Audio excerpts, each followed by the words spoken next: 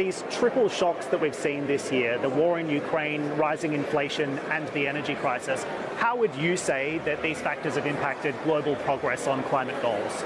Well, I mean, the context for climate action certainly has become more challenging since COP26, but the need for ambitious and globally ambitious and effective climate action is as important and as urgent as ever.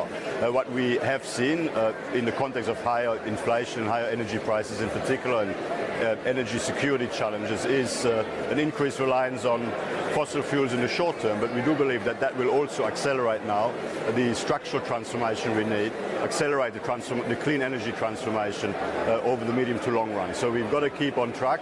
I mean, the need for globally ambitious and effective action on climate change is as important and as urgent as ever. But of course, I mean, the context is more challenging than what it has been. Indeed, and the big question is who is going to pay for all of this? On the agenda at this COP27 is this issue of loss and damage. Where is the money going to come from? Developed countries say they're not necessarily willing to pay because of the issues that we've just discussed. So how big is the financing gap? Well, I mean, look, the finance gap has been increasing, and we certainly project that by 2030 we need about $4 trillion US in clean energy investment if we want to meet the carbon neutrality objectives by 2050, and that is a fourfold increase. And I mean, governments alone will not be able to fill that gap. We will need to take a very strategic approach and leverage as much as we can private sector investment using a whole range of different financing tools.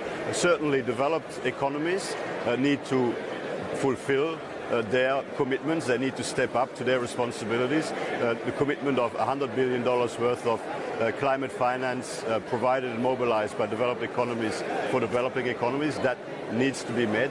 And of course, but it will not be enough. There will be much more needed to come onto the table. So significant pressure on public finances. How do you encourage the private sector to get involved when they're also as equally concerned for their bottom lines?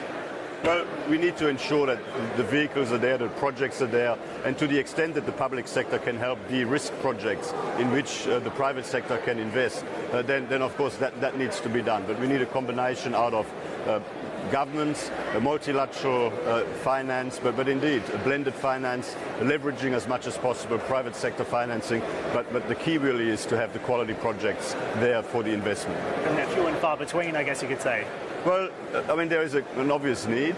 There is a capacity for governments to do more, to de-risk projects, and we also need to make sure that investors can have confidence in the investment vehicles that are there.